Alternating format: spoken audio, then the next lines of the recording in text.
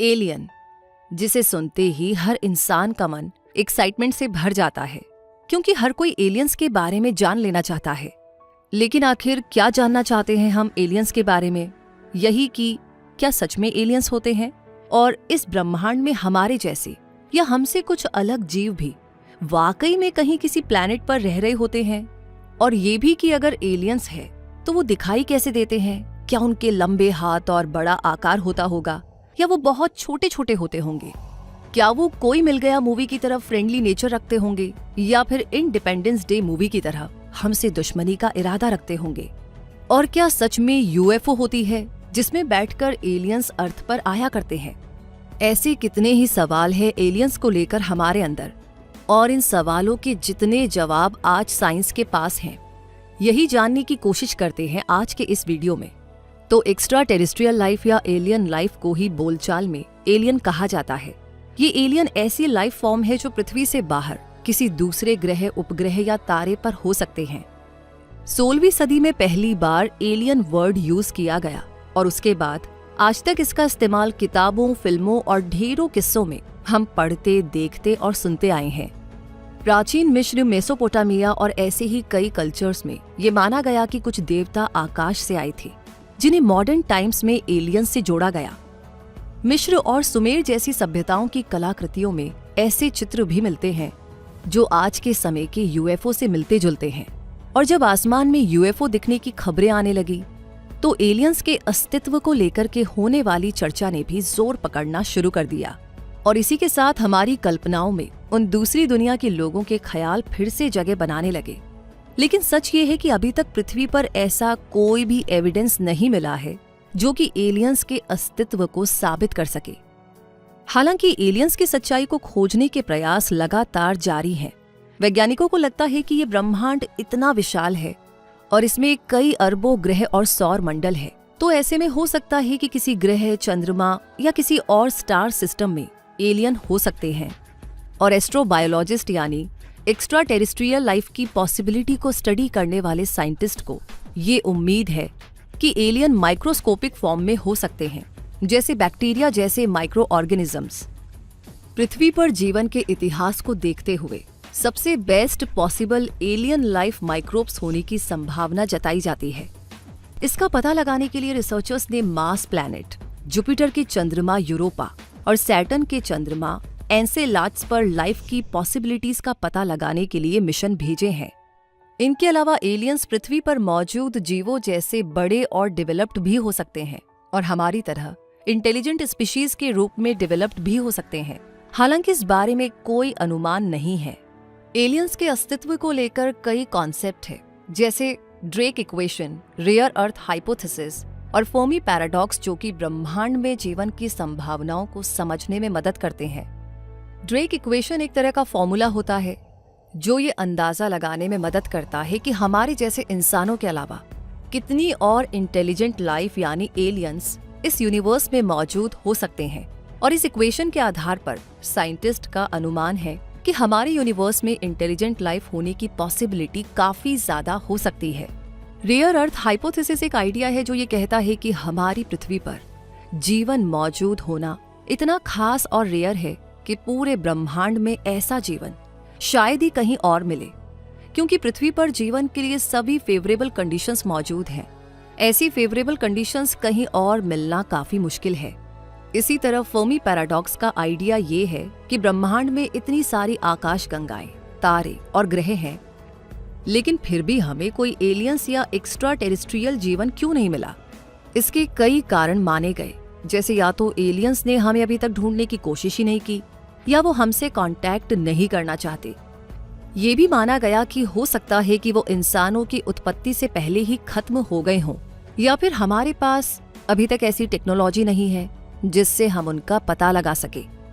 इस तरह Fermi paradox यही कहता है कि ब्रह्मांड में जीवन के इतने सारे अवसरों के बावजूद हमें कोई एलियंस क्यों नहीं मिलते, और इस सवाल का जवाब तो अभी तक कोई नहीं दे पाया।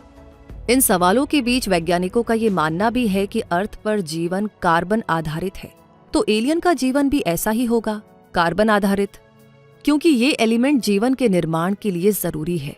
इसी तरह जीवन के लिए पानी भी जरूरी है इसलिए वैज्ञानिकों ने ऐसे ग्रह तलाशे हैं जहां पर पानी मौजूद है, जैसे मार्स, यूरोपा और एनसेलेडस। ज्यादातर वैज्ञानिक यही मानते हैं कि किसी भी दूसरे ग्रह पर जीवन के लिए ये भी जरूरी है कि वो ग्रह पृथ्वी से मिलता जुलता हो, जहां पर पानी, हवा और प्रकाश पृथ्वी जैसा ही हो। इसके लिए सोलर सिस्टम के प्लैनेट्स और मून्स का अध्ययन करने के अलावा साइंटिस्ट सोलर सिस्टम के बाहर भी जीवन की संभावना को तलाश रहे हैं, जिसके लिए उन्होंने रेडियो टेलीस्कोप का यूज भी किया है ताकि उन्हें इंटेलिजेंट एलियंस से सिग्नल्स मिल सके। इसका मतलब एलियंस के अस्तित्व को पहचानने और उनसे कांटेक्ट करने की कोशिशें लगातार जारी हैं, जिसमें एलियंस और एक्स्ट्रा टेरेस्ट्रियल लाइफ पर हो रही रिसर्चेज में कई बड़े प्रोजेक्ट्स चल रहे हैं, जैसे SETI एस्ट्रोबायोलॉजी और एक्सोप्लैनेट रिसर्च।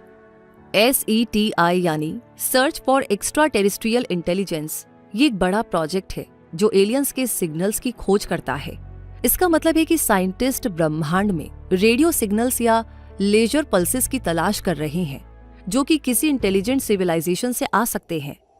सेटी का मानना है कि अगर एलियंस है तो शायद वो हमें कोई सिग्नल भेज रहे होंगे।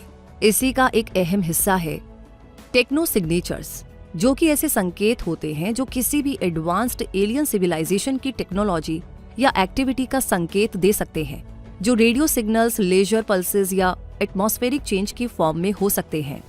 इसी तरह एस्ट्रोबायोलॉजी भी इसी तरह के एफर्ट्स कर रही है। ये ऐसा साइंस है जो कि ये समझने की कोशिश करता है कि ब्रह्मांड में जीवन कैसे उत्पन्न हो सकता है और क्या सिर्फ पृथ्वी पर ही जीवन है या कहीं और भी जीवन हो सकता है।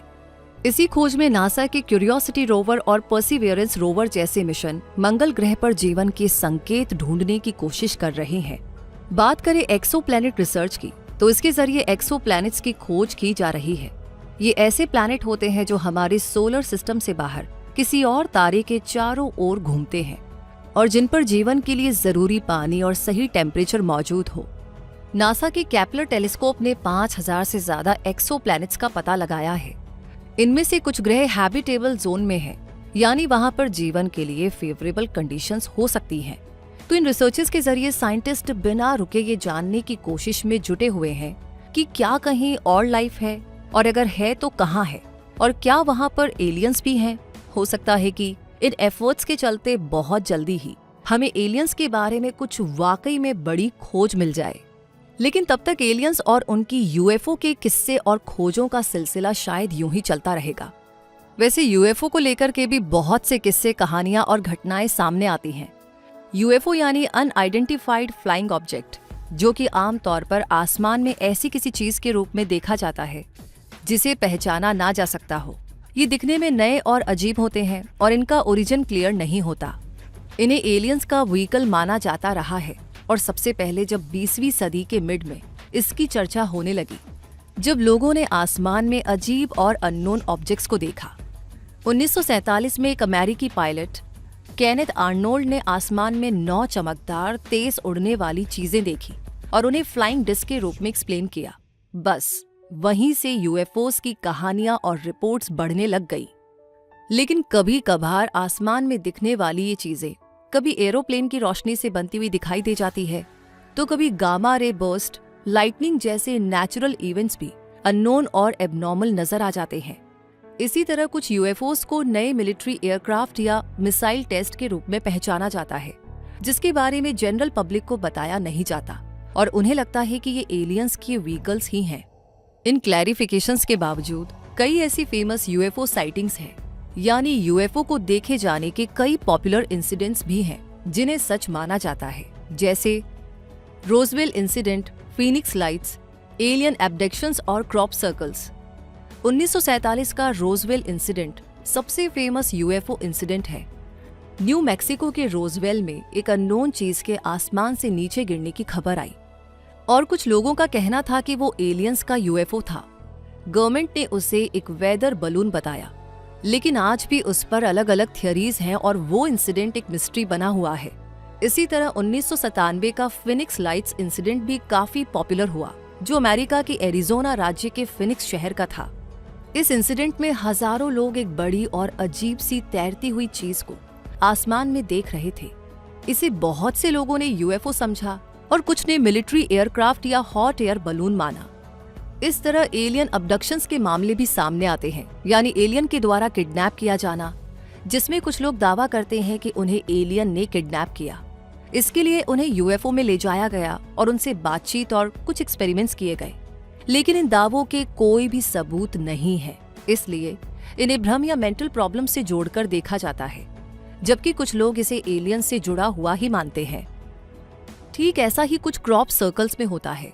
जब कभी खेतों में बड़ी बड़ी पैटर्न्स या घेरे बन जाते हैं, उन्हें क्रॉप सर्कल्स कहा जाता है। कुछ लोग मानते हैं कि ये एलियंस के संकेत है, जबकि वैज्ञानिकों का कहना है कि ये इंसानों के द्वारा बनाए जाते हैं या फिर हवा की वजह से बनते हैं। इतने सारे प्रयास, ख्याल, यकीन और एलियंस को देखने की जबरदस्त इच्छा, लेकिन क्या हम सच में तैयार हैं उनसे मिलने के लिए? और क्या इस बात के लिए भी तैयार हैं कि वो हमारे दोस्त ना होकर के दुश्मन भी हो सकते हैं, हमसे ज्यादा ताकतवर और बुद्धिमान भी हो सकते हैं? अब इन सवालों के जवाब तो एलियंस के बारे में कोई एक्यूरेट फैक्ट मिलने पर ही मिल सकते हैं। इसलिए प्रयास जारी हैं। आजकल एआई और मशीन लर्निंग जैसी एडवांस टेक्नोलॉजीज को यूज किया जा रहा है ताकि यूएफओ और एलियंस से जुड़ी रिपोर्ट्स और डेटा का फास्ट एनालिसिस किया जा सके, और अगर कोई सिग्नल मिले तो उसे तुरंत पहचाना जा सके। और इसी कोशिश में हम आगे बढ़ चुके हैं, क्योंकि हम ऐसे ग्रह खोज रहे हैं जहां पर जीवन संभव हो। और जैसे ही हम इस खोज में सफल होते जाएंगे, वैसे वैसे ऐसे ग्रहों पर पाए जाने वाले जीवन को भी करीब से देख जान पाएंगे, जो कि हमारी इमेजिनेशन के एलियन से मिलता जुलता भी हो सकता है या अलग भी। हाँ, हमें ये उम्मीद जरूर करनी चाहिए कि अगर इस ब्रह्मांड में हमारे जैसा कोई और भी है तो वो हमारा दोस्त ही हो। तो अब आप हमें कमेंट सेक्शन में बता सकते हैं कि आपको क्या लगता है, एलियंस होते हैं या नहीं, और एलियंस पर बेस्ड ये जानकारी आपको कैसी लगी कमेंट सेक्शन में जरूर बताइएगा। अपना प्यार और सपोर्ट शेयर करते रहिए। लाइक ऑलरेडी कर दिया है तो इस वीडियो को अपने दोस्तों के साथ शेयर करना बिल्कुल ना भूले। और काफी समय से आप हमारे साथ जुड़े हुए हैं तो दो काम करने तो बनते हैं। क्विक सपोर्ट चैनल को सब्सक्राइब करके बेल आइकन को प्रेस कर लीजिए ताकि सारी जानकारियां आपको मिलती रहे। तो तब तक के लिए मैं रूबी पारेख आपसे कहूंगी, अपने सवाल और टॉपिक्स हमें भेजते रहिए। हमेशा अपने आप को अपग्रेड रखें क्विक सपोर्ट के साथ। धन्यवाद।